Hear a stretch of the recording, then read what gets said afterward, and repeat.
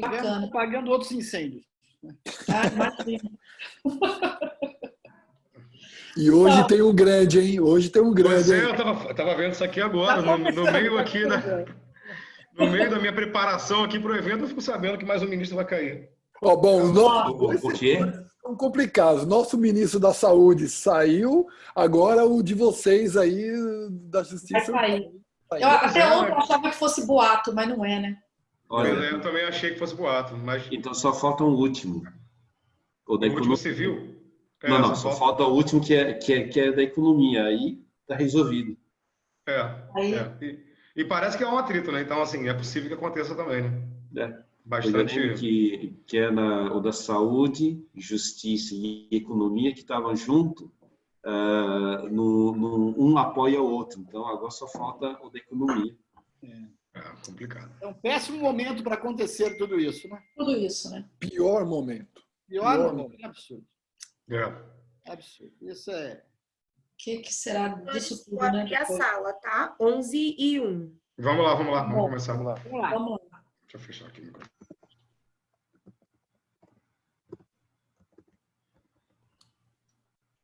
Agora começa a aumentar. Vamos lá. Estamos ao vivo. Tá ok.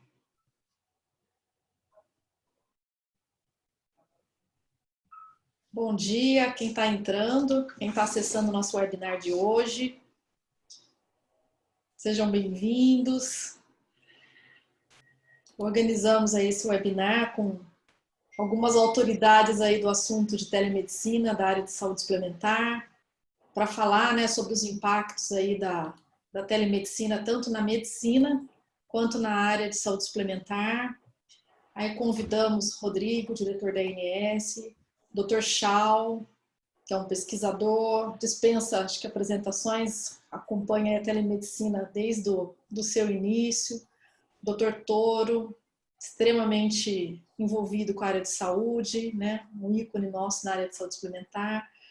Indrigo, responsável pela área de TI da Associação Paulista de Medicina. E aí a nossa ideia é debater o assunto, né? Debater o tema. Não sei se os senhores concordam, acho que a gente poderia tentar pautar aí de não ultrapassar de 1 hora, mais ou menos, né? Cada um falar um pouquinho, uns 10 minutos, deixar aberto para perguntas. A gente tem o bate-papo aqui no final da tela, a gente vai acompanhando e aí tenta responder, né? Mais ou menos as dúvidas das pessoas. E acho que também tentar focar um pouquinho nos aspectos práticos, não só a teoria, né? Acho que estamos aí com pessoas altamente qualificadas que estão envolvidas com a parte prática, né? Além de conhecer profundamente a teoria, mas a gente está tendo a oportunidade de vivenciar tudo isso que está acontecendo, que está sendo muito rico, né? Saiu do livro, né? Está sendo agora aplicado na teoria e a gente está apanhando um bocado, a gente está construindo, né? Embora há um alto preço, acho que o preço está sendo alto disso tudo, mas ao mesmo tempo está sendo muito rico. Estava comentando isso com alguns colegas ontem e acho que a gente tem a ganhar muito com isso. E, bom, tem a questão toda da ANS, acho que o Rodrigo está mais do que a pessoa ideal para poder apontar isso tudo para a gente. Tenho acompanhado ele nas outras webinars, nas lives, extremamente envolvido com o tema e acho que acabou respingando na ANS essa questão de telemedicina, né? E acho que foi novo também para a agência até se posicionar um pouco com relação a verificar isso como obrigatório para as operadoras de plano de saúde. Aí tem esse posicionamento de vocês com relação à questão, né, da obrigatoriedade, tudo, e como que as operadoras vão fazer para lidar com isso, porque também tem a questão da relação dela com os prestadores, e aí a gente tem na outra ponta os médicos que se sentem ainda um pouco perdidos com relação a como vão fazer para se adequarem, né, como vão negociar isso com o operador, embora já existam essas orientações, mas acho que isso é válido, de repente a gente abordar esse tema. Dr. Toro falar um pouco da parte, acho que legal, da legislação, da lei, acho que a questão das receitas, dos atestados, que acho que é um ponto que gera muita dúvida hoje, né? Acho que o Dr. Chau falar um pouco da questão toda de qual é a forma adequada, a forma mais ética de se fazer isso, porque me preocupa muito, a gente vê muitos ainda achando que é normal fazer telemedicina por WhatsApp, por rede social, por direct do Instagram, e achando tudo isso normal, muitas dúvidas se tem que usar termo de consentimento, como que faz a questão do prontuário, se tem que gravar ou não a consulta e tudo. E o doutor Antônio Indrigo, acho que falar a parte de tecnologia, a experiência que ele está tendo, né? Eu fui em muitos eventos que ele participou, a experiência dele é gigantesca. E como que ele está participando, conduzindo isso dentro da ATM, que é uma instituição imensa, que reúne a classe, né? Um peso aí dos médicos. E, de repente, a gente passar para as pessoas a ideia de quais as oportunidades que se abrem em função disso, até em termos financeiros mesmo, porque depois que isso tudo passar, será que está gerando uma nova oportunidade para o mercado? Será que vale a pena ter grandes investimentos agora em telemedicina? Tem muitos médicos perguntando, eu tenho que investir numa plataforma? Eu tenho que investir um valor alto? Isso vai ficar? Isso não vai ficar? Né? Como que a saúde suplementar pode ter uma oportunidade nesse momento, tanto para a operadora, quanto para o hospital, para a clínica, para laboratório, para os médicos, e até mesmo, de repente, eu andei avaliando esse tempo atrás, a questão que a saúde suplementar hoje tem um grande problema, que é a suficiência de rede hoje, quando você até registra um produto na ANS, né? E até para manter um atendimento, uma suficiência. Será que a telemedicina consegue alcançar, atender isso? Talvez o Rodrigo consiga abordar esse ponto com a gente. Então, acho que eu vou iniciar minha palavra aí com o próprio Rodrigo. E aí a gente vai passando entre nós e voltamos aí. Tá ok? Vamos dar início aí ao nosso webinar. Pode começar, Rodrigo. Por favor. Bom dia a todos. Agradeço a Juliana pelo convite. A gente fez falando nos últimos dias, não nos conhecíamos ainda. Acho que oportunizado justamente pelas minhas participações nestes debates sobre telemedicina. Muitos deles já com a participação do nosso amigo Chau e Endrigo aqui, de debatedores de longa data sobre esse tema. E hoje aí também com a presença do Dr. Toro, com quem eu já tive a oportunidade de debater diversos outros temas. Esse acho que vai ser a primeira vez. É verdade. Mas outros temas já foram muitos e muito debatidos por nós. Inclusive, algo que de uma forma bastante direta se relaciona com o tema da telemedicina, que é o relacionamento operador e prestadores. A gente vinha tratando desse tema aí ao longo do último ano e meio, de forma muito intensa, muito profunda, com muitos debates muito interessantes, muitas contribuições apresentadas pelo Toro, inclusive foram incorporadas ao nosso projeto, a nossa proposta, que está para ser aprovada, porque, de fato, faziam sentido, né? Então, acho que a gente vai ter a oportunidade de abordar também aqui hoje esse tema relacionado ao tema telemedicina. Eu vou fazer só uma introdução breve sobre o que nós fizemos, embora, de fato, seja um tema que foi abordado de forma mais direta pela ANS agora. A gente já vinha há algum tempo, em alguns anos até, estudando de que forma a gente poderia contribuir para a disseminação da cultura da telesaúde no Brasil. Já tínhamos avançado em alguns aspectos, quando nós editamos, por exemplo, uma resolução normativa para tratar de venda online de planos de saúde. Nós identificamos ali a possibilidade de fazer perícia também de forma não presencial, talvez tenha sido ali a inauguração da telesaúde na regulação da ANS, primeira vez que ela foi positivada em um normativo, mesmo que restrita para este único ato, né, que é da perícia prévia à contratação, mas já tínhamos ali sinalizado que a ANS tinha uma postura pró-telesaúde, pró-telemedicina. Entretanto, como os conselhos eles tinham ali as suas vedações, as suas restrições, as suas resistências, a gente sempre seguia as diretrizes dos conselhos e sempre que éramos consultados sobre isso, a gente simplesmente respondia que o conselho deveria se manifestar para aquela profissão, se era possível ou não o atendimento remoto, que a gente só ia depois referendar ou homologar a disponibilização desse serviço para o beneficiário pela sua operadora. E aí fomos aí atropelados por essa pandemia do Covid-19, em que até os próprios conselhos já começaram, no primeiro momento, a autorizar, meio que sem grandes parâmetros ou sem grandes requisitos para a sua realização, os atendimentos remotos, os atendimentos via recursos de tecnologia da informação e comunicação, e aí a gente foi obrigado a tratar disso de forma também urgente. E aí fizemos algumas poucas ações, essas poucas ações que tiveram como objetivo único viabilizar a telemedicina na saúde suplementar nesse primeiro momento. Sem grandes pretensões, porque o nosso prazo não nos permitia fazer isso, e a situação atual também nos permite fazer isso, de tentar abordar questões relativas à segurança, relativas à qualidade, relativas à privacidade. A gente não avançou sobre isso, mas a gente vai avançar sobre isso, sem dúvida nenhuma, porque é o nosso papel institucional. Mas, por enquanto, nós fizemos dois pequenos ajustes em instrumentos regulatórios nossos para permitir que a telesaúde fosse aplicada na saúde suplementar. A primeira delas foi um ajuste no nosso padrão da troca de informações na saúde suplementar, no TIS, para incluir em uma tabela de tipos de atendimento o tipo de atendimento telesaúde.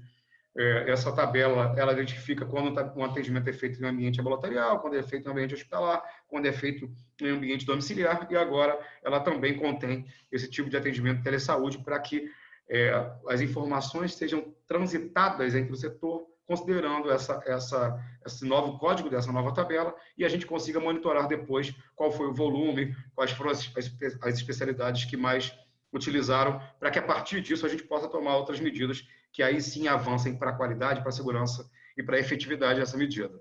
E a segunda foi flexibilizar o nosso entendimento sobre a pactuação que deve ocorrer entre prestadores e operadoras para que um determinado serviço seja executado em um beneficiário daquela operadora. A gente exige sempre um contrato escrito entre as partes, um contrato formal, é assim que está previsto na legislação e também no detalhamento da legislação nas nossas resoluções, mas a gente entendeu que, dada essa dificuldade de interação social, o isolamento social, e que tudo está se dando em ambiente eletrônico nesse momento, que qualquer pactuação, qualquer alinhamento entre as partes seria entendido para este período exclusivamente, enquanto perdurar a declaração de emergência em saúde de importância nacional, que essa interação ela seria entendida como uma pactuação em conformidade com a regulação.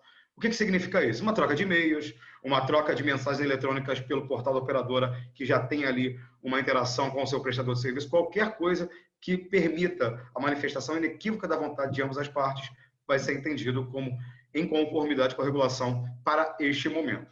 Então, essas foram as duas principais providências que nós tomamos nesse primeiro momento para viabilizar a telemedicina ou a telesaúde no setor saúde suplementar, mas a gente vai continuar tratando do tema aí para avançar para outras questões tão importantes que serão certamente abordadas por Chau e Andrigo, que tratam aí da segurança, da qualidade e da efetividade desse tipo de atendimento para os beneficiários do setor. Por enquanto, acho que é isso. Ok, Rodrigo. Obrigada. E você vê a possibilidade, por exemplo, tem um entendimento que isso pode até, de repente, ser favorável pela questão de suficiência de rede, quando se registra um produto, por você ter a possibilidade de alcançar mais regiões através da telemedicina, não só o atendimento em si, mas até mesmo você leva especialistas, você leva um número maior de médicos onde você não tem uma suficiência de rede? Essa sempre foi o nosso ponto de partida, a nossa premissa quando a gente tratava de telesaúde, a ampliação do acesso, né? A gente sabe que nós temos muitas regiões em que as especialidades são mais escassas, são menos comuns, e nem sempre isso acontece só em regiões longínquas, né? Até nas regiões periféricas das grandes capitais isso também acontece. Então, o nosso entendimento sempre foi de que, com a disponibilização desse tipo de atendimento, a gente ia ampliar acesso, ia tornar o setor mais efetivo, mais eficiente, ia permitir que algumas especialidades que não atendem alguma parte da população, porque elas não estão presentes naquela região, atendessem. Mas isso não tem uma relação direta com o registro do produto, né? Porque os produtos eles não registram, não é necessário registrar no produto profissionais de saúde, não é necessário registrar estabelecimentos não hospitalares, né? Esses registros se dão pelos estabelecimentos hospitalares. Então, nesse primeiro momento, a gente não vê uma interferência tão grande, tão direta na disponibilização de serviços por telesaúde na questão do registro dos produtos. O registro dos produtos ele precisa ser revisitado, ele precisa ser desengessado, sem dúvida nenhuma. É uma regulação muito antiga da ANS, né, que está vigorando lá desde os seus primórdios da regulação. Ela precisa ser modernizada, mas eu acho que sobre esse aspecto não me parece haver uma necessidade imperiosa de revisitação, porque não há ali nenhum tipo de impedimento ou facilitação quando a gente trata de telesaúde para fins de registro do produto. Sim, não, perfeito. Quer fazer alguma complementação, doutor Toro, com relação a essa questão? Acho que está sem som.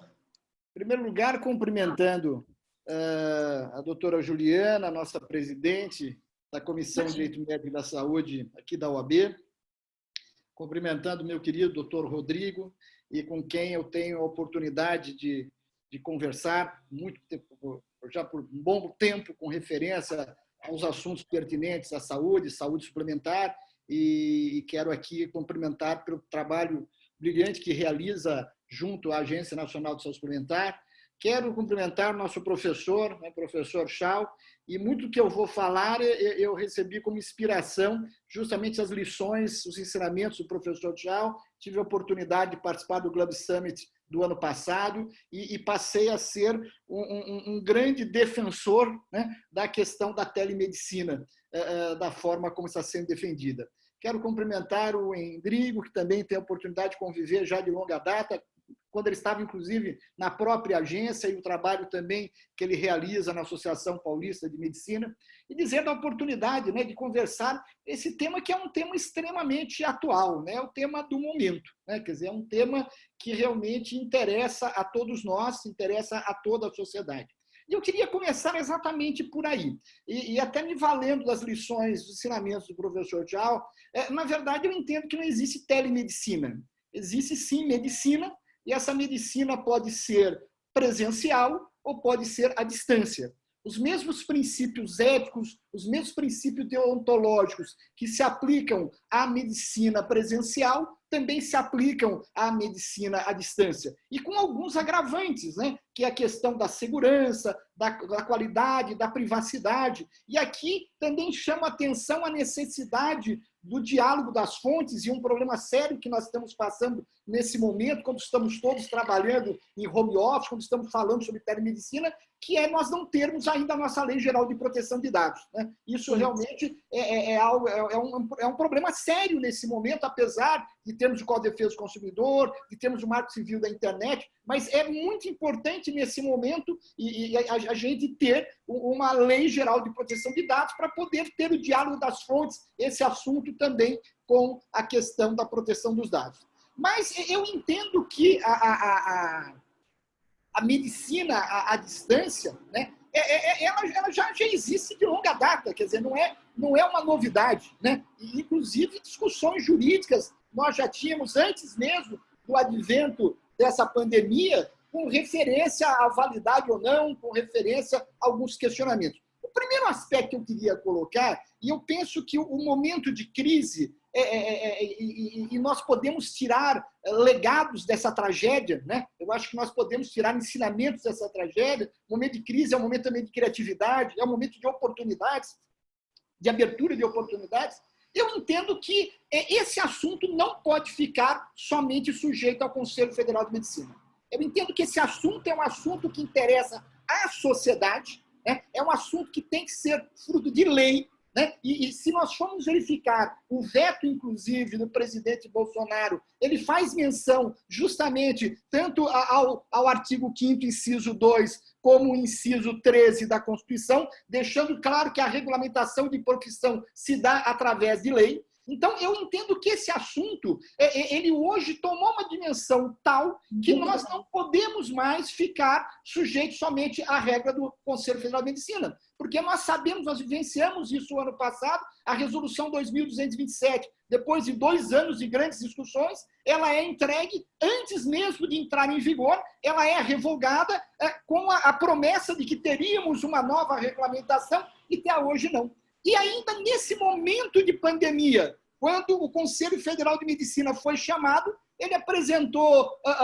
uma abertura, uma flexibilização bastante tênue, né? Só permitindo algumas modalidades do que nós chamamos, entre aspas, de telemedicina, que foi atropelado pela portaria do ministro da Saúde, né? Justamente numa amplitude maior, dentro de um caráter de excepcionalidade, né? Dentro de um caráter da pandemia que nós estamos vivendo, né? De um caráter temporário, e que depois temos uma lei, então, hoje, estabelecendo a telemedicina nesse momento de pandemia, nesse momento de crise. Mas é de fundamental importância que essa questão tome uma dimensão muito maior e que nós possamos já, e eu penso, presidente, que até a própria comissão da OAB poderia já começar a pensar num oferecer um anteprojeto, oferecer sugestões, e para que o parlamento possa, com uma certa rapidez, já estabelecer a telemedicina. Claro, as questões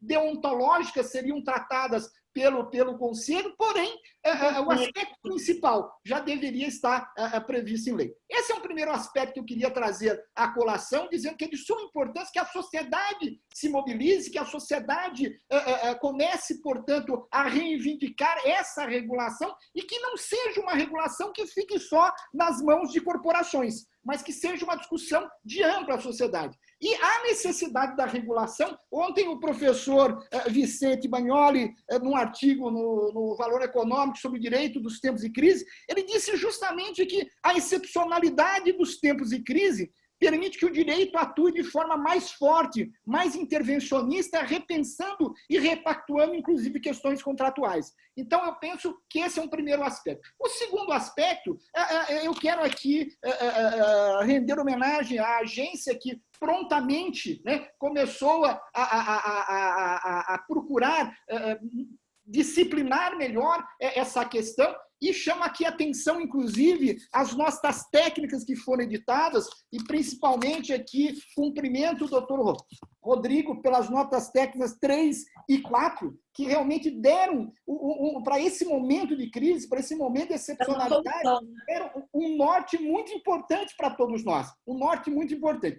Penso eu, e vamos deixar para a segunda rodada, que talvez ainda tenha uma questão de comunicação sobre o que significa a obrigatoriedade, né? Porque, na realidade, o que nós sabemos é que a operadora de plano de saúde deve continuar prestando todas as coberturas. Em momento algum, essa é a sinalização importante que a agência deixou claro, em momento algum, qualquer cobertura está suspensa. O que ocorreu foi a suspensão dos prazos da 259, alguns prazos, em algumas situações se mantém os prazos originários da 259, e a suspensão em duas situações muito específicas, que é justamente do hospital dia e das cirurgias eletivas. Mas essa suspensão não significa que está suspenso a cobertura. Estava suspenso o prazo, tendo em vista o momento, na verdade, a comoção que existe, até o medo das pessoas irem a um hospital, por exemplo, mas havendo necessidade, o procedimento tem que ser realizado, né? Seja aquelas excepcionalidades que ali apareceram, a dobra da 259, seja, inclusive, por determinação de ordem médica. Então, na realidade, a telemedicina foi apresentada desde o primeiro momento como uma recomendação justamente para se evitar que as pessoas tivessem que se mobilizar e uma proteção não só para os beneficiários, mas até para os próprios prestadores de serviço. Nós sabemos de médicos com mais de 60 anos que fecharam o seu consultório, clínicas que fecharam algumas áreas. Então, isso foi colocado com muita propriedade desde o primeiro momento com referência a isso. E, na verdade, a obrigação da operadora é, sim, dar a cobertura e presencial ou, então, através de um atendimento remoto, quando possível, em situações possíveis. Aqui também chama atenção para a nota técnica da DIFIS, que também foi muito interessante, que também chama atenção, porque tem pessoas que não têm nem acesso a telefone, não têm nem acesso a isso. Quer dizer, então dizer que é obrigatório, que trocou, não é verdade. Então nós temos que interpretar de uma forma mais ampla, até mesmo, e aqui eu prometo que eu termino, até mesmo tendo em vista que a lei de enfrentamento da pandemia, no seu decreto, né, que regulamenta, deixa claro que devem as partes tomar as cautelas necessárias, as cautelas possíveis, justamente para evitar a disseminação da pandemia. Então, eu entendo a obrigatoriedade dentro desse contexto, mas eu penso que há uma questão de leitura de todas essas notas, da forma como nós vamos juntando as manifestações das diversas diretorias, há uma questão para ser colocada. E, para terminar, a questão que se coloca, doutor Rodrigo, e aí é para a gente pensar, né? Eu entendo que nós estamos num momento de excepcionalidade, e, claro, não é possível nesse momento a gente querer todo o rigor jurídico, querer todas as questões, é quase impossível. Mas a preocupação que surge muitas vezes com operadoras é, por exemplo, amanhã, a implantação desse sistema nesse momento, amanhã tirando esse sistema. Isso nós vamos infringir alguma coisa da 365? Ou se continuar, quer dizer, como é que vai ser o day after depois disso tudo? Ou seja, tem algumas questões que nós vamos ter que pensar com referência a isso. Eu tenho defendido que a situação de excepcionalidade, ela se justifica, ou seja, se eu colocar um prestador nesse momento, num contrato por prazo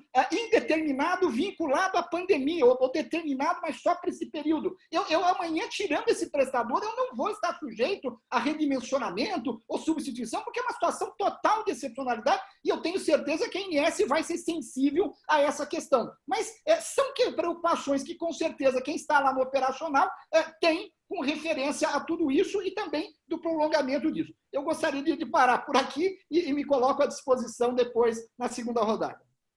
Tá bom. É infinitos temas, né? A gente precisaria de uns 2 dias para a gente debater tudo que a gente precisa, né?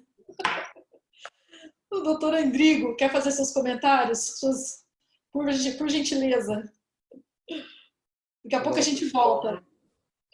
Quero sim, tem bastante coisa para a gente falar. Inicialmente gostaria, Juliana, te agradecer por promover, agradecer a você, ao OAB de São Paulo, por promover essa discussão aqui. Eu tenho participado de alguns webinars aí, junto com o Rodrigo e com o Chau, e tem muitas questões que têm sido debatidas lá e são questões que a gente precisa de vocês, do Dr. Toro, dos advogados, para nos esclarecer, nos ajudar a interpretar o que está acontecendo dentro dessa matéria, né? Gostaria também de aqui parabenizar aqui de público o Dr. Rodrigo na ANS, o trabalho que tem sido feito de forma ágil, né?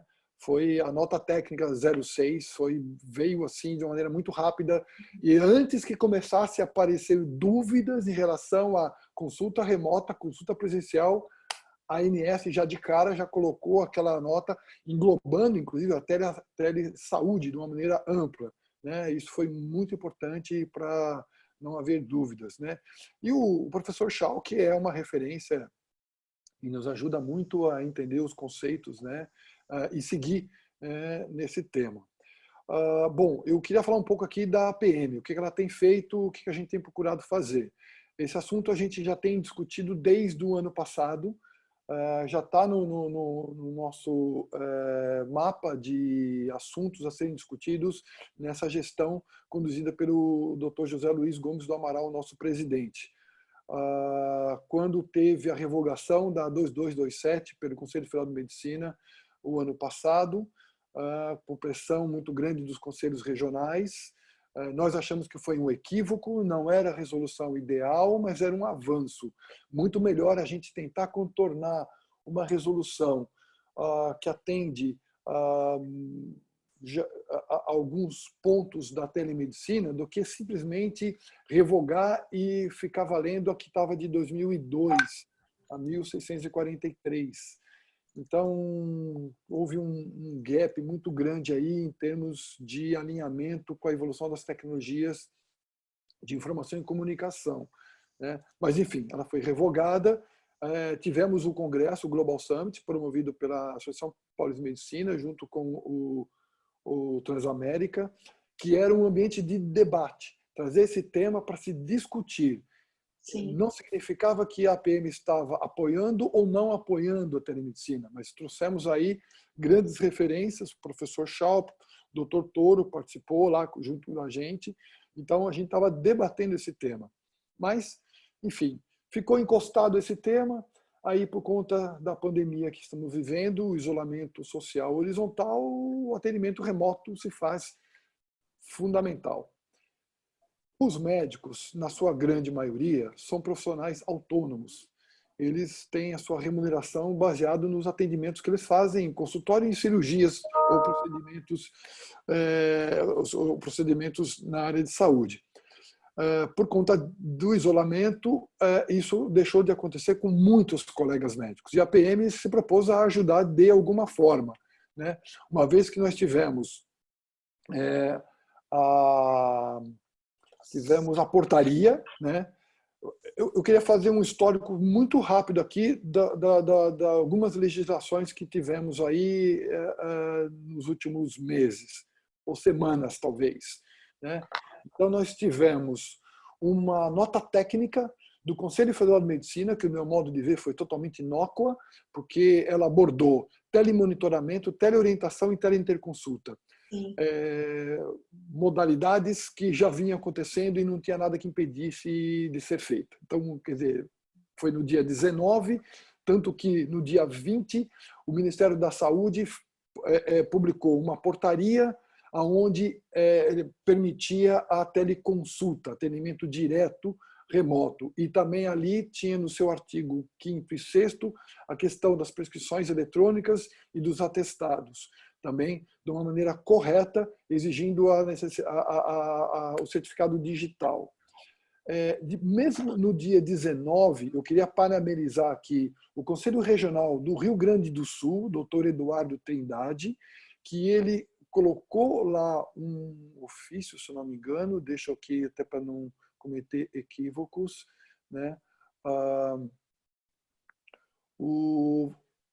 Foi uma nota, desculpa, foi uma nota também relacionada ao coronavírus, né, que excepcionalmente estava permitido o atendimento remoto.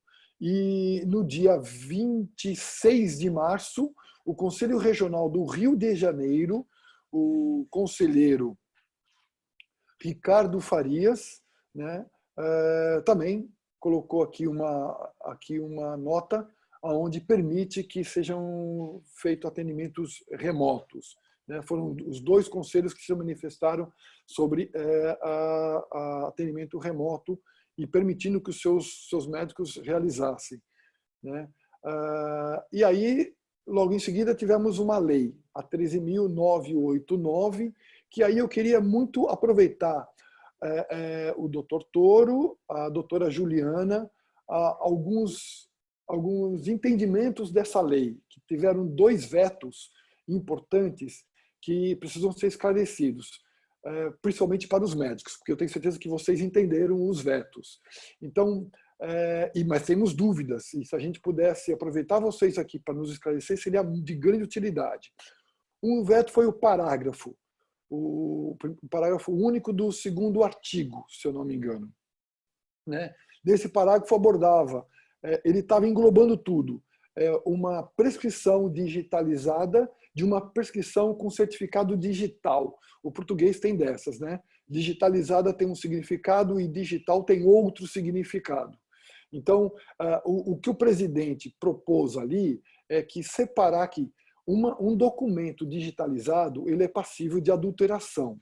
E isso a gente tem que tomar cuidado e tem que ser evitado. É isso que o veto estava focando. Entretanto, né, isso ofende um documento, lá no veto que foi feito, ele justifica isso, a um documento que tem um certificado digital ICP Brasil, que tem validade legal, né, onde um médico pode assinar e tem validade legal. Entretanto, tudo isso foi vetado, porque no meu entendimento de experiência de ANS, aí o Rodrigo pode também nos ajudar, se o presidente fizesse uma alteração nesse parágrafo, esta lei teria que voltar para o Congresso, para a Câmara Legislativa, que levaria um tempo, depois ser aprovado também no Senado e depois submetido à sanção do presidente, e tudo isso levaria um prazo. E eles, para nos ajudar e ganhar tempo, vetou tudo, e aí a pergunta, fica valendo o que está na portaria, porque ela também não deixa de ser uma lei. Esse veto causou essa confusão e acho que era importante haver esse esclarecimento. Então, é um ponto que aqui eu aproveito aqui o o papel meu aqui e levo essa pergunta para vocês. Só finalizando o papel da APM, ela está no papel de ajudar os médicos a se prepararem para poder fazer esses atendimentos remotos dentro das leis que existem hoje. Fez uma parceria com uma plataforma de telemedicina, né, muito segura, atendendo aí os requisitos de integridade, confidencialidade, privacidade e autenticidade dos médicos, né, de forma gratuita, para que os médicos possam se recompor as suas remunerações nesse período de isolamento social horizontal, né? Eu acho que para a gente começar, eu pararia por aqui e daria aqui a opção para vocês aí darem continuidade. Muito obrigado. Eu que agradeço. Eu vou passar a palavra para o Dr. Schau, para ele fazer as considerações dele, e aí a gente faz nossa segunda rodada. Tá bom? Obrigada, tá, Indrio? Dr. Schau, por favor. Inicialmente, Juliana, parabéns por mais essa iniciativa. Queria cumprimentar o Indrigo, o José Torno, o Rodrigo. Eu queria, iniciando com algumas reflexões. Tá? Primeiro, o que significa a palavra medicina? Na verdade, a palavra medicina ele se origina do latim medere, saber o melhor caminho. Então, isso é importante, só para não misturar apenas a medicina como curar, mas como saber optar, decidir pelo melhor caminho. O segundo ponto que eu só queria colocar, todas as leis, elas devem ter o contexto. Todas as leis devem ter a coparticipação de todas as áreas que sabem o seu contexto. Se uma lei ela nasce de uma forma isolada, ela simplesmente não tem significado e nós perdemos tempo. Portanto, acho que a lei não é possível de ser criada sem a coparticipação das áreas responsáveis e sem, por isso que eu pus aqui de primeiro item, saber o melhor caminho para levar uma qualidade para as pessoas. A outra coisa é que a lei ela tem que ser justa. Em que sentido? Tanto para prezar a qualidade, quanto a orientação para uma remuneração digna aos profissionais, porque senão ela não cria uma sustentabilidade ao longo do tempo.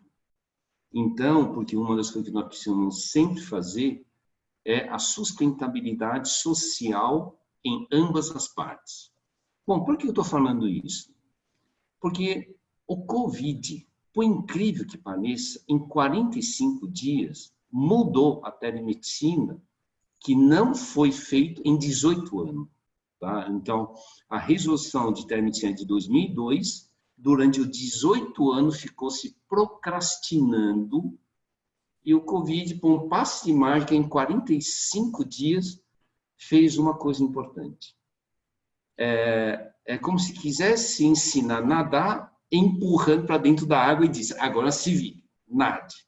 Então, esse é o lado que eu acho fascinante, porém, ele tem dois contextos.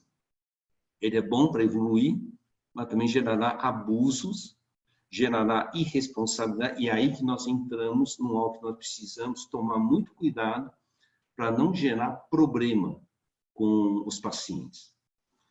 Um ponto que eu só gostaria também de colocar. Eu uso a palavra telemedicina como ato médico. Eu estava fazendo um webinar para fonoaudiologia, eu disse telemedicina é coisa médica. Aí o pessoal me perguntou, por quê? Porque não é telefonoaudiologia.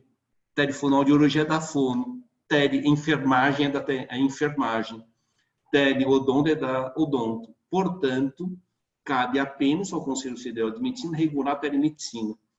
Porque, senão, nós não podemos usar uma palavra vaga para dizer algo específico. Eu acho que telemedicina é um ato médico e ponto final. Teleenfermagem é da enfermagem. Senão, nós não vamos conseguir orientar corretamente.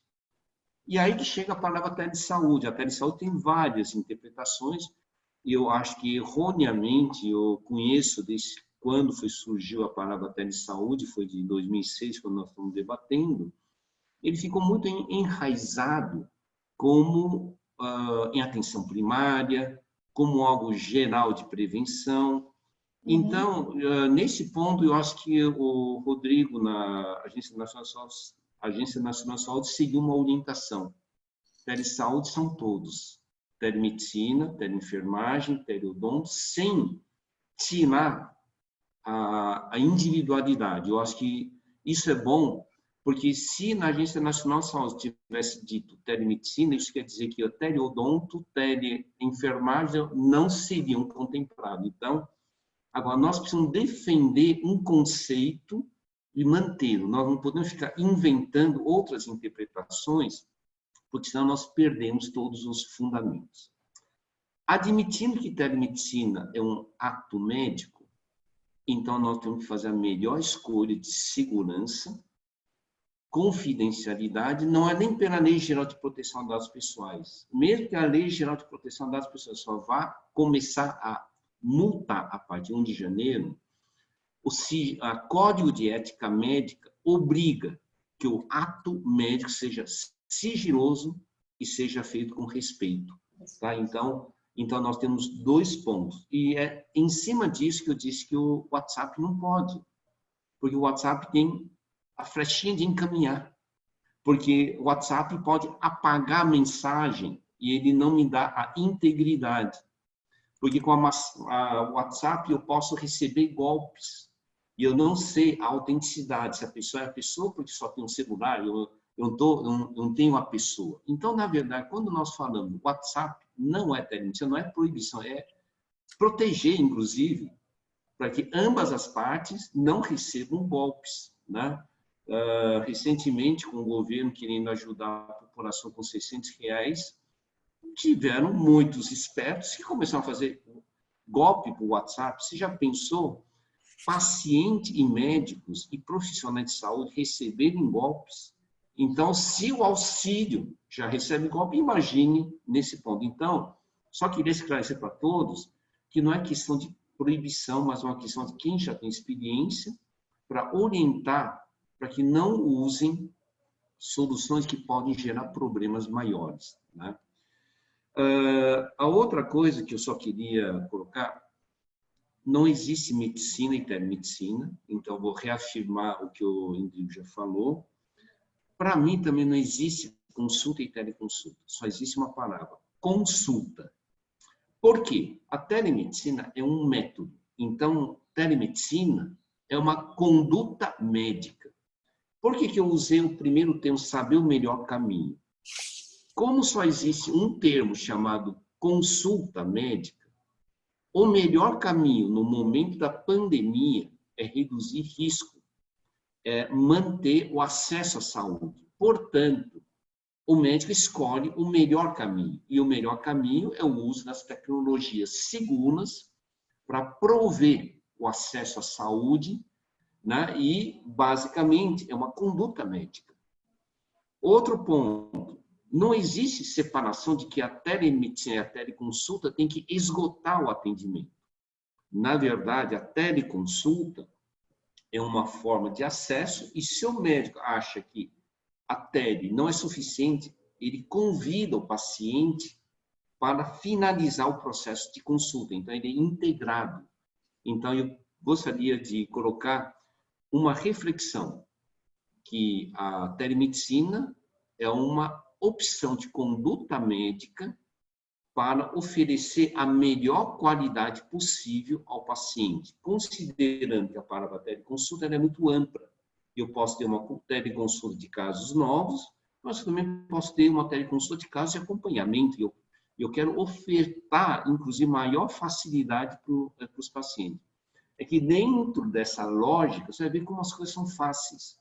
Por quê? Se nós começarmos com uma diretriz errada, em geral dá mais litígio. Mas se é uma conduta médica, então deixo conduzir, mas ele assume 100% a responsabilidade pela escolha. Tá? Então, eu parto de um princípio. E essa escolha, ele pode escolher de uma forma mais tecnológica ou de uma forma mais presencial. É um híbrido, assim como eu falo que a educação não existe educação à distância com a educação formal, existe uma palavra, educação. Nós queremos utilizar os melhores recursos para a educação. Pós-pandemia, eu acredito É por isso que nós estamos abrindo justamente a frente da telemedicina responsável para separar de um monte de coisas que eu estou vendo, que eu estou dando um outro apelido. Eu estou chamando de telemedicina industrial de serviço. O industrial de serviço é linha de montagem, é preço, é empacotar.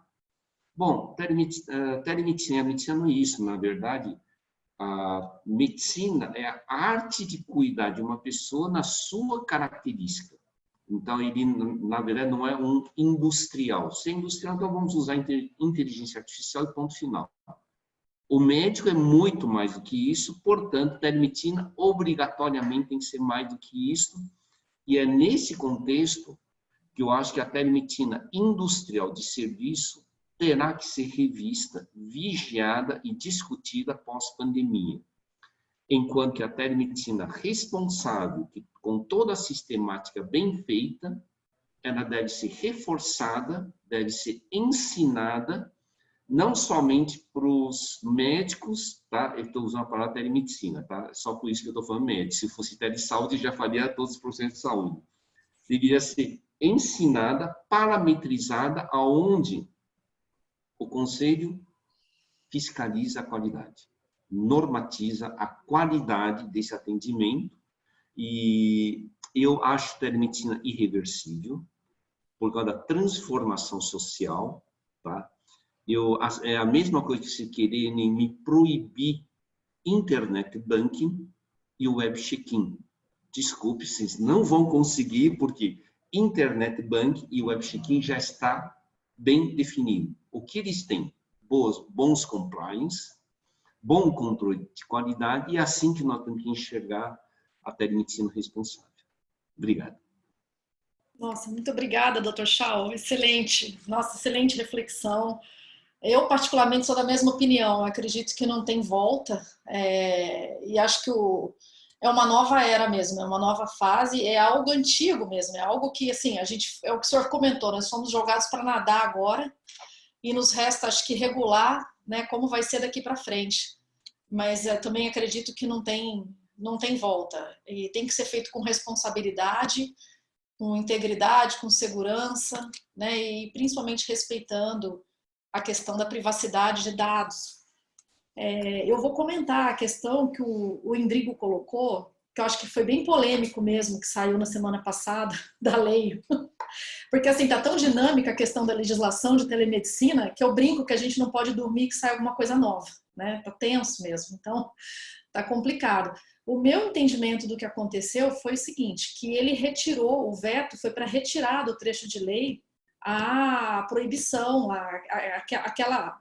Não foi uma proibição, ele retirou do trecho de lei a questão da emissão para que ela não possa ser feita sem o ICP, sem assinatura eletrônica, mas que permanece o que está na 467. Foi o meu entendimento. Tá? Eu sei que está dividido isso, tem advogados entendendo que não, tem advogados... Meu entendimento foi que permanece, pode ser feito digital, de forma digital, mas tem que ter assinatura com a certificação eletrônica. Tá? Até saiu uma CFM com o Instituto Nacional de TI, de Tecnologia de Informação, e o Conselho Federal de Farmácia lançaram ontem uma ferramenta, né, para os médicos poderem emitir, no âmbito de telemedicina, atestados ou receitas médicas por meio eletrônico. Não sei se vocês viram isso. E também é possível agora conseguir o certificado eletrônico à distância.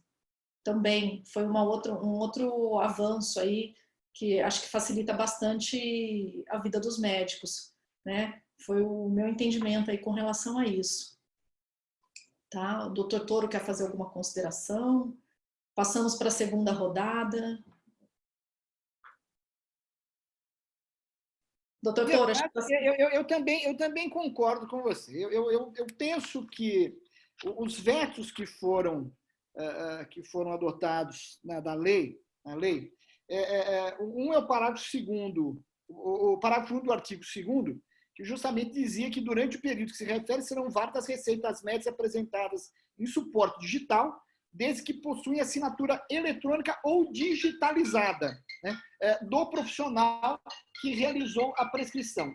O problema aqui está nesse digitalizada, né?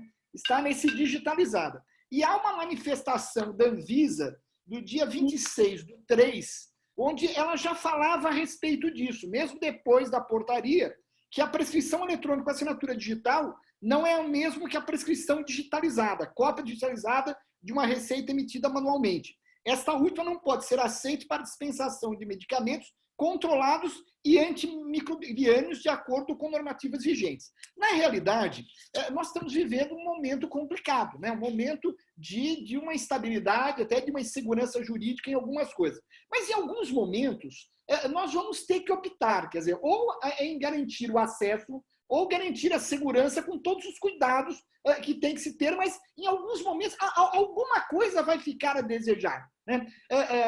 A grande verdade é que quando o presidente ele veta, portanto, esse parágrafo, aí vem a dúvida. E o que está valendo? A portaria do ministro, nesse particular, está valendo? Né?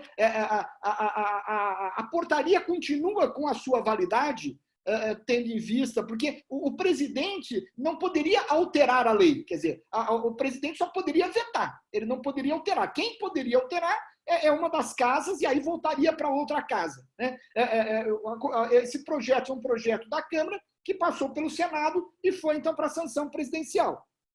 O presidente só poderia vetar ou não vetar. Ele vetou. Esse veto pode ser até derrubado, né? Quer dizer, dentro do processo legislativo, esse veto pode ser até derrubado, mas ele está valendo hoje. A dúvida é, o que está valendo? Está valendo a portaria? Eu entendo que está valendo a portaria.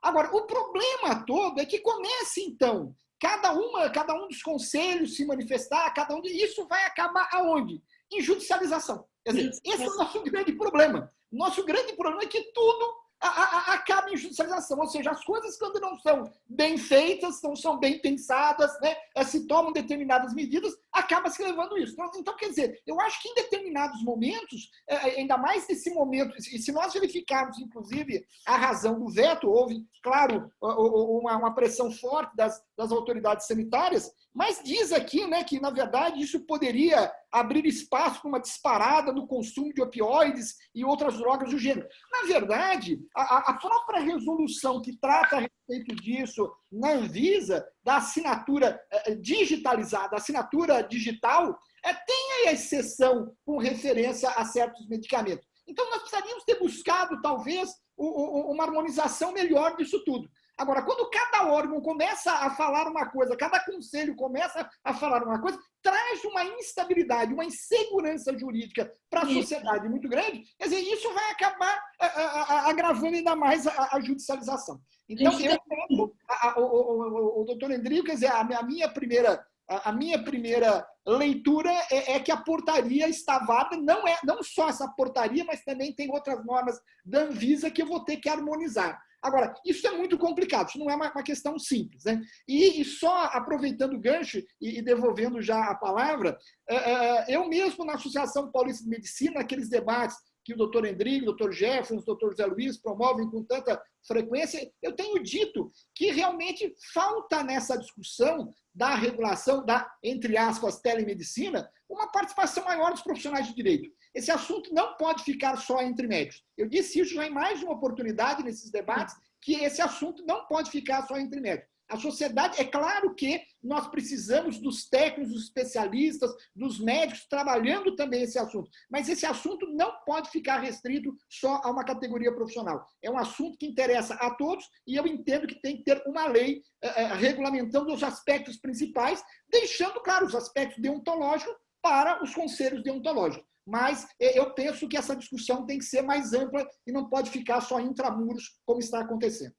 Inclusive, a nossa comissão está à disposição para auxiliá-los no que vocês precisarem lá da PM. Tá? A gente pode até combinar alguma reunião em conjunto, evento em conjunto.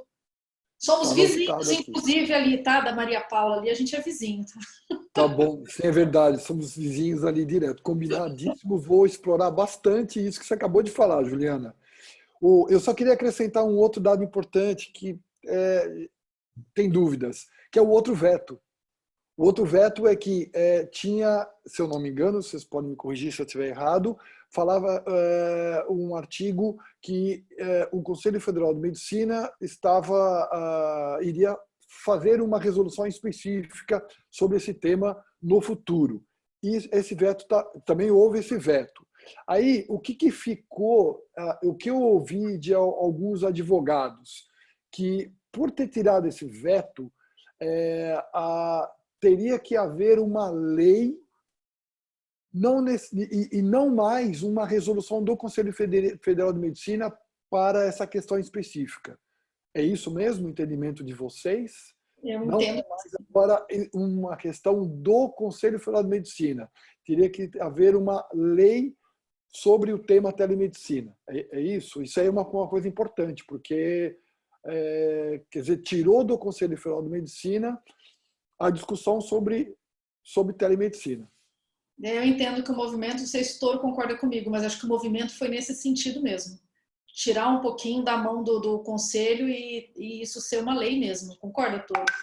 Se nós verificarmos as razões do veto, né, é essa a conclusão que a gente chega. Que diz a regulação das atividades médicas por meio de telemedicina, após o fim da atual pandemia, é matéria que deve ser regulada, ao menos em termos gerais, como se extrai dos artigos 5º, incisos 2 e 13 da Constituição Federal. O inciso 2 é o princípio da legalidade e o inciso 13 é o que regula as profissões. Portanto, eu entendo que é exatamente isso. Deve, portanto, a regulação ser objeto de uma lei sobre os aspectos gerais e os aspectos deontológicos. Código de Ética Médica, como o Dr. Schau muito bem colocou, se aplica tanto à medicina presencial como à medicina virtual à distância. Então, eu entendo que esse raciocínio, em face do veto, não sei se esse veto será mantido, eu entendo que esse raciocínio faz sentido.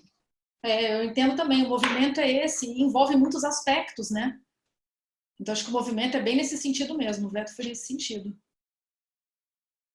Perfeito, agradeço vocês aqui. Teremos muitas novidades aí pós-Covid. Isso que vocês acabaram de falar, de me esclarecer aqui, deixar, é de grande impacto e importante. Tá ok. Obrigado. E claro que as entidades médicas vão ter uma participação muito importante nessa construção dessa lei. Quer dizer, essa lei tem que ser objeto de discussão no parlamento, tem que ter comissões para ouvir todas as partes envolvidas, trazer realmente a ciência para também estar discutindo, mas eu entendo que, em face do veto, reforça aquilo que eu já sempre imaginava. Quer dizer, eu sempre advogava nesse sentido, que isso não pode ficar só nas mãos de corporação. E ainda mais agora, né? O movimento que nós vamos ter a partir da crise econômica é um movimento de uma regulação maior até do Estado em diversos setores. Essa será uma regulação. Isso aí. Posso participar rapidamente desse debate? Até, só para prestar uma informação, na verdade, e conjecturar outra, né? Na verdade, nós já temos alguns projetos de lei que visam tratar da telemedicina, da telesaúde no momento pós-pandemia. Nós já estamos nos manifestando sobre esses projetos de lei. Os projetos de lei são encaminhados à ANS para a gente dar nossa posição técnica, e eu imagino que seja muito provável que os conselhos também estejam sendo consultados para se manifestarem. Então, certamente, esses projetos estão sendo construídos com as contribuições daqueles que vão praticar essa atividade no futuro.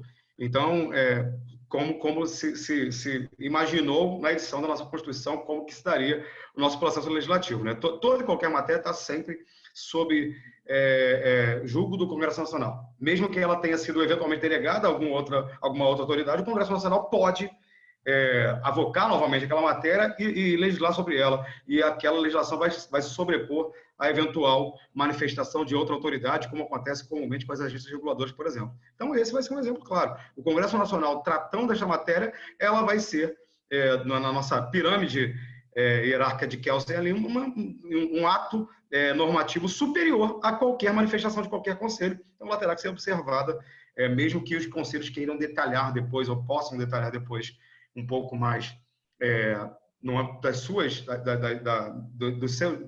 atividades, dos seus profissionais, dos seus códigos de ética, mas terão que observar essa legislação. Não há como nós fugirmos disso.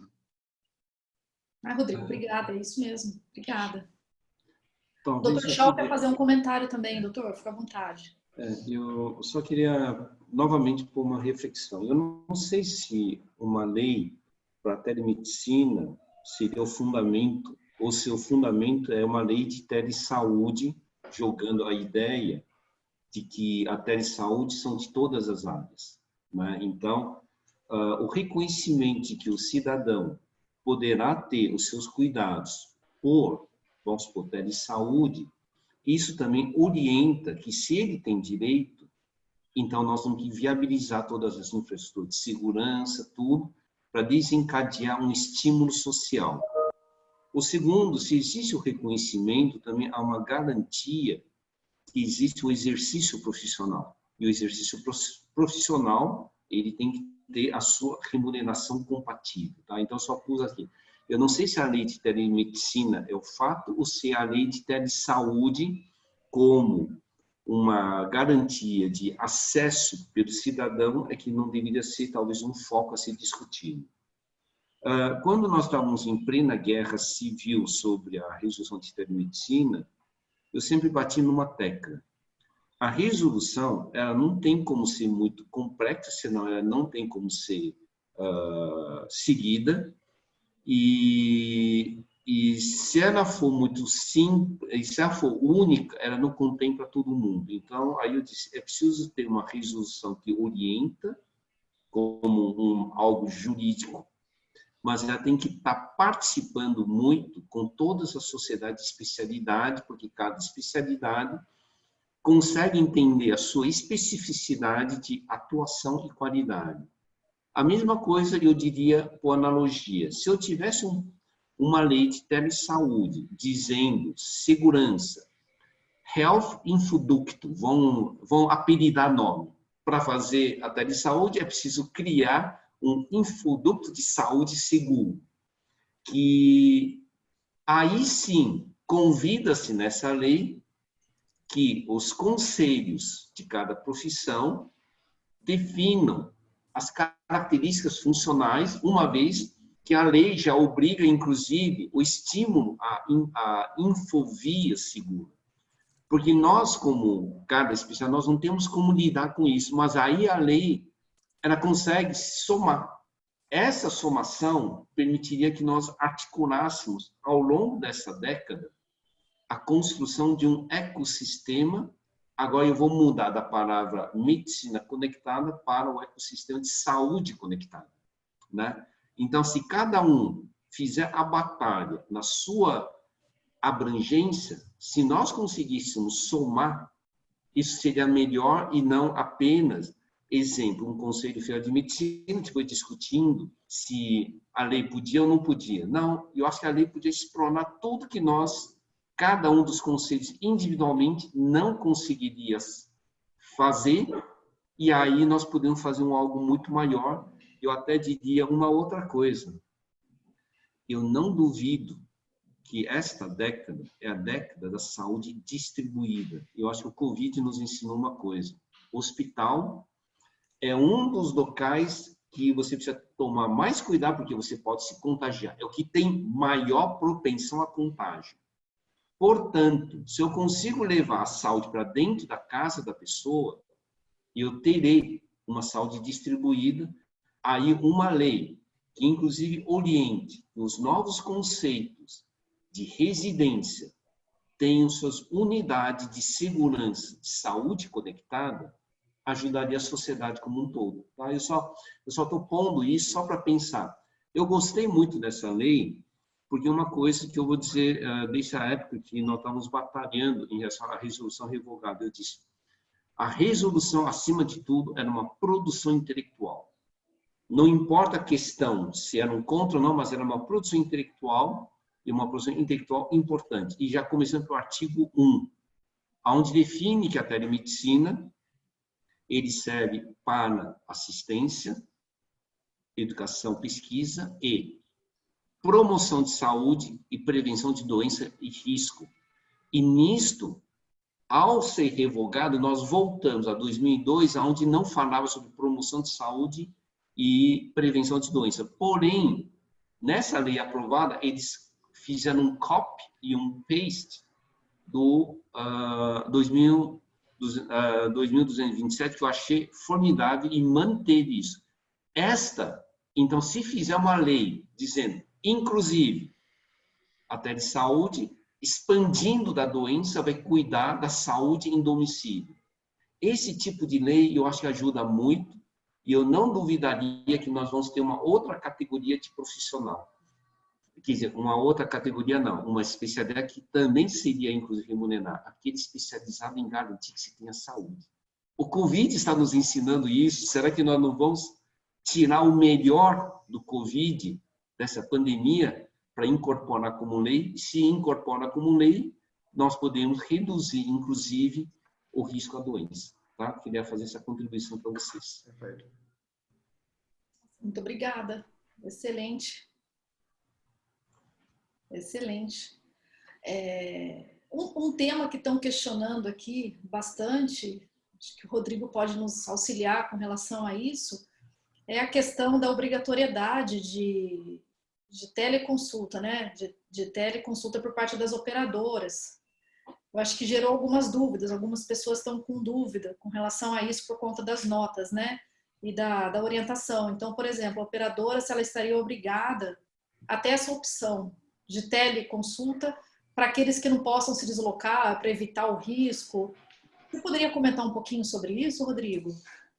Claro, sem dúvida. De fato, o processo de tomada de decisão sobre esse tema ele não seguiu o rito regular, o rito ordinário, não teve a transparência necessária, né, por conta da dificuldade que nós estamos tendo de nos reunirmos, dado o isolamento social. Então, isso compromete o entendimento mesmo. Então, a nossa função é esclarecer.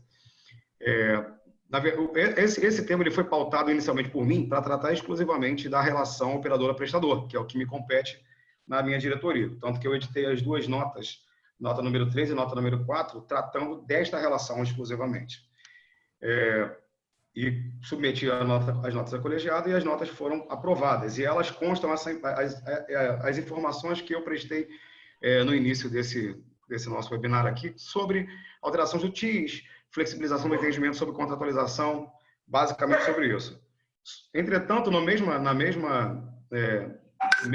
tomada de decisão, a diretoria de produtos, que é competente para tratar do rol, ela apresentou também uma nota, que é a nota número 7, com o entendimento de que todos os procedimentos que constam do rol e que são realizados em ambiente presencial, eles também estão incorporados, eles devem ser entendidos como incorporados de cobertura obrigatória para os atendimentos remotos por tecnologia de comunicação e informação. E aí, de fato, houve essa confusão, especialmente para os profissionais de saúde, se isso também se referia diretamente a eles. E não é exatamente assim. Essa decisão sobre o rol, ela tem uma relação direta, ela tem uma implicância direta na relação operadora-beneficiário. E as outras notas que têm a relação operadora-prestador de serviço. Então, assim, as operadoras elas são obrigadas, pelo entendimento aplicado na nota número 7 da Diretoria de Produtos, a disponibilizar serviços de telesaúde para os seus beneficiários, em qualquer que seja o procedimento que esse serviço possa ser prestado. Esse é o entendimento, um entendimento bastante amplo, bastante abrangente. Isso não significa que todos os prestadores poderão realizar. Terão que fazer um alinhamento prévio com a operadora para que fique definido qual será o canal em que esse atendimento será realizado, qual será a remuneração que será prestada, quais serão os prazos que vão vigorar para esta remuneração sobre glosa, recurso de glosa, todos aqueles instrumentos que já são consagrados nessa relação operadora-prestador, para que aquele prestador possa fazer o atendimento aos beneficiários daquela operadora utilizando recursos de telesaúde. Então, são questões diferentes. As operadoras devem obrigatoriamente disponibilizar, mas nem todos os prestadores poderão fazer imediatamente. Terá que haver um alinhamento prévio entre operador e prestador. No final das contas, no nosso entendimento, isso vai acabar sendo bastante abrangido pelo setor, porque a partir do momento em que a operadora deve disponibilizar o beneficiário, ela tem que ter prestador apto para prestar esse serviço ao beneficiário, senão o beneficiário não vai ter acesso e ela vai ter implicações ali de ordem sancionatória. Então, esse movimento, a gente acredita que já começou e vai continuar se expandindo de alinhamento entre operadores e prestadores para que este tipo de atendimento seja prestado aos beneficiários daquela operadora específica. Perfeito, acho que está bem mais claro, né? Para as pessoas que ficaram com essa dúvida, sim, sim. Não, e ficou bem facilitado por conta dessa questão também da negociação com os prestadores que forem fazer, a possibilidade também de acordar o que vai ser feito, a questão de remuneração e tudo, poder ser feito por e-mail, poder ser feito pelo site, e depois se pensa em aditivar contrato e verificar como é que vai ser pactuado dali para frente, né? Acho que o intuito agora é ter a mínima condição de se possibilitar isso para depois se ver como vai, né, fazer dali para frente, né? Acho que o intuito é esse, né? É isso, é isso. Com certeza. Obrigada, Dr. Chau. Nada, que é isso. Na verdade, minha pergunta vai ser para Rodrigo, né? Claro. Então, é que a livre negociação, em geral, ele é um pouco mais complicado quando uma pessoa física vai lidar com uma pessoa jurídica. E aí, se eu não tenho um outro mecanismo, ele é mais complicado. Então, eu queria perguntar para o Rodrigo. Rodrigo, não é possível, numa nota técnica, falar assim, independente da condição de isolamento da pandemia, as operadoras precisam oferecer o atendimento ao paciente, seja usando recurso de telesaúde ou telemedicina, no sentido, na verdade, ao contrário, eu não preciso negociar.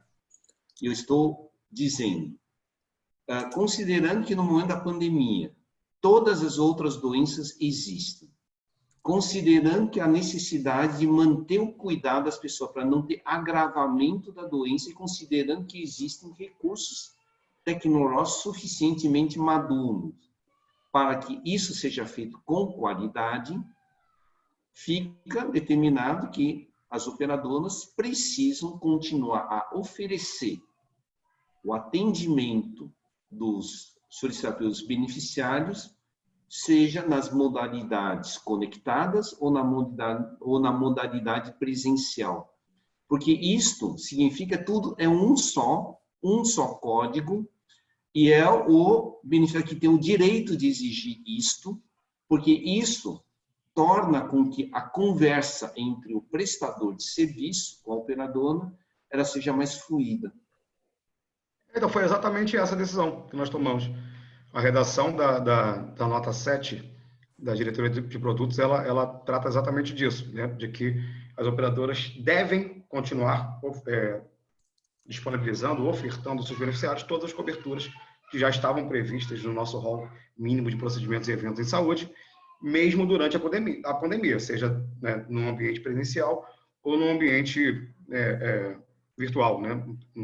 Um atendimento remoto à distância. Foi exatamente esta a decisão tomada, justamente para que a gente possa manter o atendimento daqueles que estão acometidos por outras doenças ou precisam do seu acompanhamento de saúde por outras razões, que não seja a Covid-19.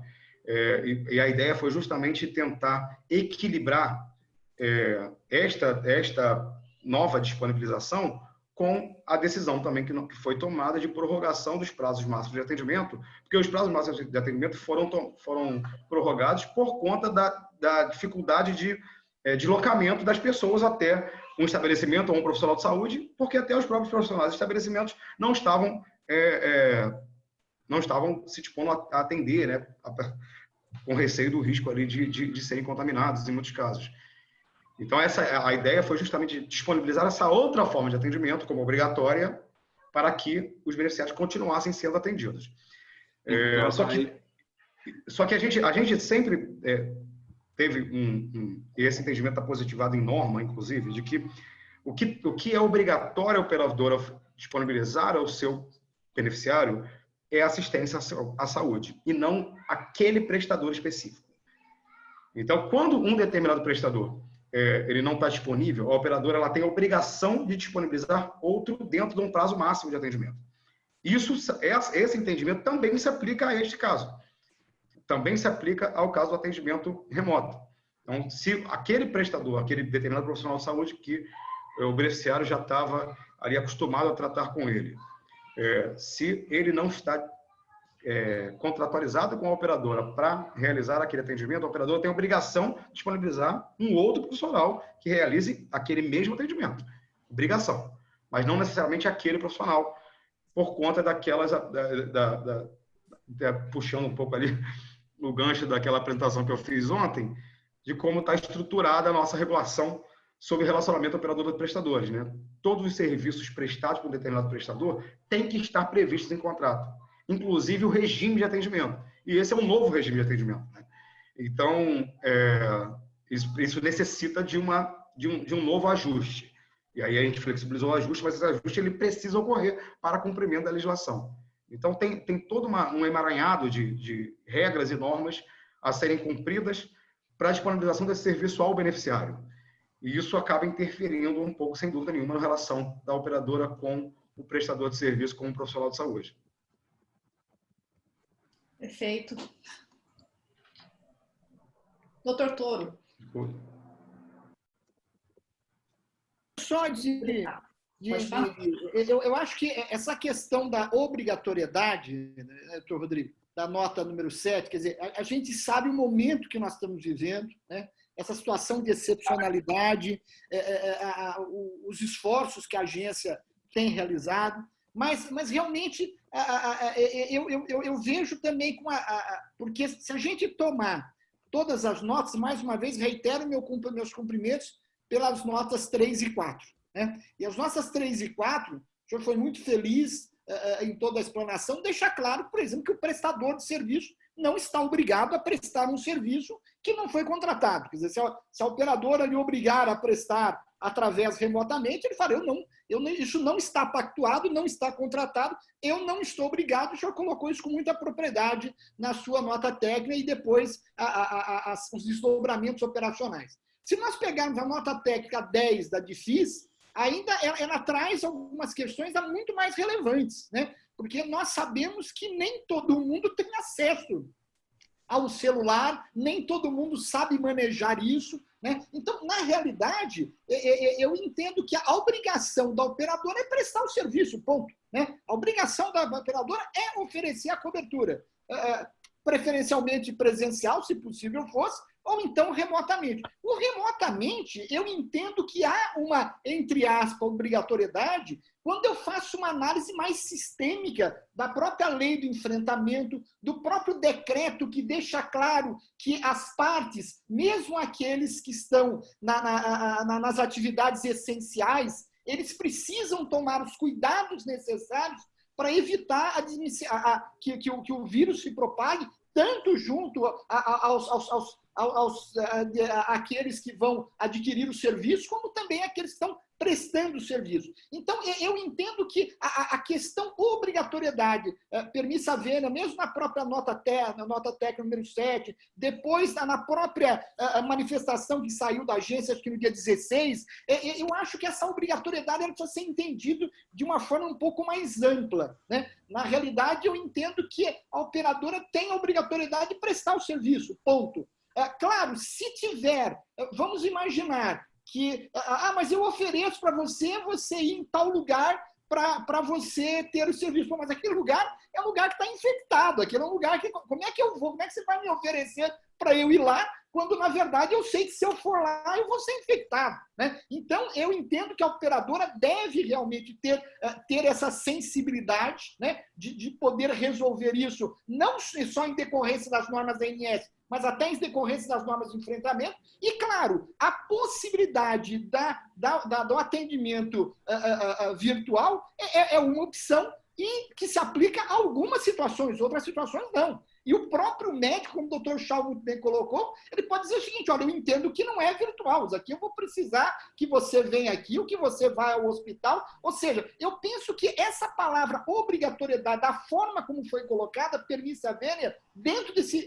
ela precisaria ser um pouquinho melhor explicada. E quando nós vamos ver essa nota técnica 7 em relação às outras, que a gente tenta harmonizar isso, traz realmente algumas preocupações, até porque ela também condiciona, né, a diretriz de utilização do procedimento, de acordo com as regras pactuadas. Então, eu entendo que há, sim, uma obrigatoriedade, entre aspas, devido a essa circunstância toda. mas essa circunstância precisa ser melhor esclarecida e dentro de uma situação de harmonização de diversas outras normas, não só a nota técnica. Acho que a nota técnica não teria essa força vinculante nesse sentido, mas na hora que eu vou analisá-la com outras normas, eu acabo vendo a obrigatoriedade em determinadas situações. Mas a obrigatoriedade é da operadora prestar todo o serviço que está no rol. Isso é algo que a agência colocou desde o primeiro momento. Como é que vai ser feito isso? Ela deve tomar todos os cuidados, todas as cautelas necessárias, e aí tem uma série de outras normas que ela tem que harmonizar. As notas técnicas, vou dizer, a A3 e a A4 não tenho nenhuma consideração a fazer. Eu acho que foi muito preciso quando coloca, inclusive, que o próprio prestador não está obrigado, né? Então, é uma questão que as operadoras precisam, na verdade, levar em consideração não só a nota técnica, mas, inclusive, toda a legislação que trata da pandemia e a obrigação que ela tem, efetivamente, de dar o atendimento. E como o senhor colocou com muita propriedade, o atendimento não é naquele profissional que ela deseja, é no profissional que a operadora vai disponibilizar. Porque, afinal de contas, a sua rede não vai, de um dia para a noite, virar uma rede remota. A sua rede vai continuar. Então, alguns profissionais, algumas ferramentas serão disponibilizadas na medida das possibilidades e de acordo com aquelas observações também muito pertinentes que foi colocado para a diretoria de fiscalização. Seriam só esses comentários. Acho que o Rodrigo quer falar. Pode falar. É sobre esse tema, porque a gente vai ter que, talvez, repensar um pouco essa questão de rede das operadoras. Existe uma instância, não sei se eu posso chamar de instância, mas todo profissional ele está vinculado a um estabelecimento de saúde que nada mais é do que um endereço físico, né? E a gente tem um número chamado CNES, né? E tanto que as operadoras ela pode querer me credenciar para trabalhar num determinado bairro, região, mas ela não quer que eu trabalhe em outro lugar. É o mesmo profissional, mas ela não quer que eu trabalhe em outro lugar. Agora, com a telemedicina, endereço físico, em tese, ele deixa de existir, né? E o Rodrigo fez um comentário aí em relação à operadora, assim, eu vou contratar você para atendimento presencial, mas de repente eu não quero você como para atendimento remoto. Como é que a gente vai encaixar esse posicionamento, ou essa figura, essa instância do profissional dentro do modelo hoje que nós estamos sempre vinculados a um endereço físico? Eu coloco isso tanto para o Rodrigo, mas eu gostaria do Dr. Toro e da doutora Juliana também, porque quando a gente fala estabelecimento físico, nós temos um alvará de funcionamento, existe uma legislação municipal que específica para isso. Como é que vai ter alvará de funcionamento de uma plataforma de telemedicina? Como é que Enfim, como é que a cabeça do médico vai funcionar dentro desse novo modelo que nós estamos aí pela frente? Eu estou trazendo perguntas e não estou trazendo soluções. Peço desculpas aí a vocês. Não, eu acho que essa provocação é muito pertinente porque a nossa própria regulação ela exige que na qualificação do prestador ao contratualizar esteja definido qual é o local da prestação de serviço. E não temos solução para isso ainda, né? Vamos ter que se debruçar sobre isso para trazer já uma solução, aproveitando que estamos aí em vias de aprovar uma nova regulação que revisita essa matéria, trazer já nessa nova regulação uma solução para isso. Eu já até abordei isso com a minha equipe, a gente já estava até atento a essa questão, mas ainda não temos a solução não, a gente está procurando, mas é uma ponderação absolutamente pertinente. Eu não tenho ainda uma resposta, não sei se Toro e Juliana podem contribuir, até mesmo o Chau, porque, de fato, os contratos todos prevêem, né, o local da prestação de serviço. E eu não sei como é que a gente vai conseguir ultrapassar essa barreira, não. A gente vai ter que pensar em caminhos alternativos e inovadores para fugir dessa dificuldade. O Rodrigo, olha, vou te falar, o melhor lugar para se encontrar uma solução para isso é na sua diretoria. Conheço muitos do seu corpo técnico, pessoas extremamente qualificadas, e tenho certeza que ali vocês vão encontrar uma forma de a gente encontrar uma solução para isso, para a forma como as operadoras vierem a fazer o credenciamento e contratação, contemplar esse novo modelo aí que nós estamos pela frente. Não, sem dúvida. A gente já tá se debruçando sobre isso. As principais cabeças já estão funcionando aí para tentar identificar um caminho seguro. Ainda não está pronto, mas muito em breve estará. A gente vai ter aí uma solução para isso nos próximos dias, eu acredito já, inclusive. Olha só. Mais novidades por aí, então. Diga, Tortoro. Na verdade, num primeiro raciocínio, eu entendo que vale o contrato, certo? Ou seja, na realidade, eu posso ter profissionais que vão trabalhar de forma presencial, profissionais que vão trabalhar à distância e profissionais que vão trabalhar das duas formas. Então, o mecanismo de como isso vai ser feito, remunerações e tudo mais, isso as partes que vão estabelecer, né? E é o contrato que vai estabelecer. É claro que nós vamos ter que enfrentar essas questões, né, de, por exemplo, você coloca alvará. Eu colocaria até um outro complicador. Se nós pegarmos a resolução CFM 1643, diz que as pessoas jurídicas que prestarem serviço de telemedicina deverão se inscrever num cadastro de pessoa jurídica do Conselho Regional de Medicina. Eu entendo que esses estabelecimentos, veja, tem que ter um responsável técnico, ele está sujeito às normas deontológicas de responsabilidade da mesma forma como se fosse um local físico. Vão ter que ter adaptações. Então, o que vai precisar, na verdade, e aqui também, apesar de eu concordar com o professor Schau, quando ele fala da necessidade de nós regularmos, então, o ecossistema da telesaúde, mas o problema todo é que nós vamos ter que ser muito... Eu acho que esse momento, veja, a doutora Juliana, em 3 dias, organizou esse seminário, né? Então, nós vamos ter que, a partir da pandemia, após esse período, nós continuarmos a ter um processo de solução mais dinâmico. Porque se nós formos esperar, imagina se nós formos discutir no parlamento um ecossistema da telesaúde como um todo, onde vou chamar os conselhos de todas as profissões ligadas à saúde. Em 10 anos a gente não termina isso. Então, talvez nós vamos ter que fazer por partes, talvez nós vamos ter que começar, sim, com a medicina, porque é o aspecto que está mais pegando nesse momento, e depois passar para outros, não sei, quer dizer, apesar de eu concordar com o princípio, com a ideia, nós precisamos ter respostas rápidas, é uma reivindicação da sociedade. Nós vamos sair da pandemia diferentes. Nós vamos ter um novo normal, né, depois da pandemia. E o direito, Henrico, ele está sempre atrasado, né? Quer dizer, o direito, dê-me o fato que darei o direito. Quer dizer, o direito sempre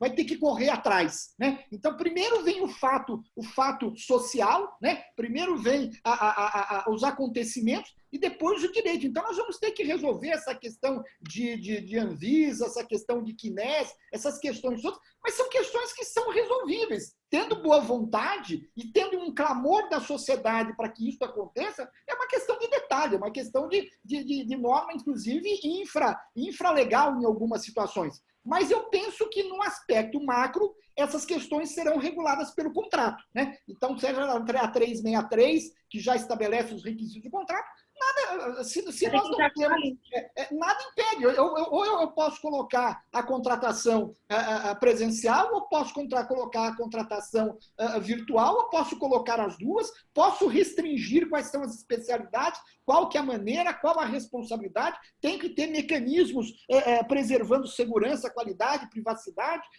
normas deontológicas. Então, eu penso que o contrato ele não vai resolver todos os problemas, mas parte deles. E essas questões mais burocráticas, o direito vai ter que correr atrás. Nós vamos ter que ir atrás dessas questões. Quer dizer, não tenho CNES, não tenho CNES. Nós vamos ter que ir atrás disso tudo. Tá certo? Quer dizer, o direito está sempre atrasado, mas ele vai ter que trazer uma solução para isso. Porque reclamo da sociedade como um todo. Nós vamos ter que ser criativos e ágeis, né? E construir. A gente vai ter que construir. Não tem outra receita, né, Toro? E concordo com o que você falou. Acho que é muito rico isso, né? E, senhores, acho que caminhamos para o fim aqui do nosso webinar. Durou 1h30, acho que teria assunto para muito mais, né? De novo, eu gostaria de agradecer imensamente cada um de vocês por terem aceitado participar. Cada um traz uma experiência, uma bagagem única. Acho que a gente conseguiu construir muita coisa bacana aqui. Fica o convite para a gente organizar novos webinars, para dar continuidade, até porque acho que vai sair muita novidade aí nos próximos dias, não vai parar, né?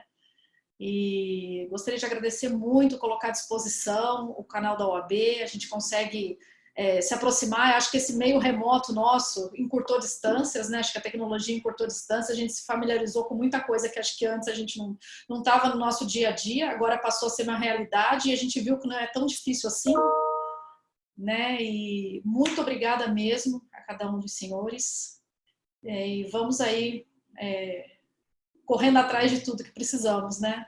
Obrigada, Rodrigo, obrigada, Toro, obrigada, Indrigo, obrigada, Chau. Obrigada a todos que nos assistiram aí. Agradeço, parabéns. Parabéns pelo... Quero agradecer imensamente, é uma honra estar com todas essas sumidades do nosso mundo jurídico, nosso mundo regulatório. O meu respeito a todos, muito obrigado. Com certeza. Obrigado, gente. Ícones aí da nossa... Só tem ícones aqui, vocês são demais. Muito obrigada mesmo. Obrigada a todos que nos assistiram. Não conseguimos responder a todos, eu peço desculpas. Podem encaminhar as dúvidas que tiverem. Se quiserem, podem encaminhar para a Comissão de Saúde. O webinar está gravado, ele vai subir no canal de Cultura e Eventos do YouTube da OAB. Tá? É só procurar lá no YouTube Cultura e Eventos, o canal. Acho que mais alguns dias já deve estar disponível lá. E a gente vai organizar novos eventos, novos webinars por aqui, tá bom? Um bom fim de semana. Parabéns pela liderança e bom fim de semana a todos. Foi uma grande honra. A honra é toda minha. gente. Eu também agradeço, parabenizo, Juliana, e agradeço as contribuições dos estimados colegas aqui, que já nos acompanham em diversos outros webinars e diversos outros debates. Sempre muito bom, muito positivo. Sempre tem questão nova sendo abordada. É impressionante aí a capacidade de trazer novos conhecimentos de vocês. Eu agradeço muito por poder participar desses debates com vocês. Obrigado. E essa vai ser uma grande oportunidade. Nós temos muita coisa que construir. Eu acho que nós podemos tirar coisas muito positivas dessa tragédia. Sem dúvida. Com certeza, com certeza. É verdade. Acho que a gente está esquecendo um pouquinho de história, estamos deixando um pouquinho de história aí, né? Verdade. Bom, tchau. Até a próxima. Bom fim de semana. Um abraço em todos. Até mais. Tchau.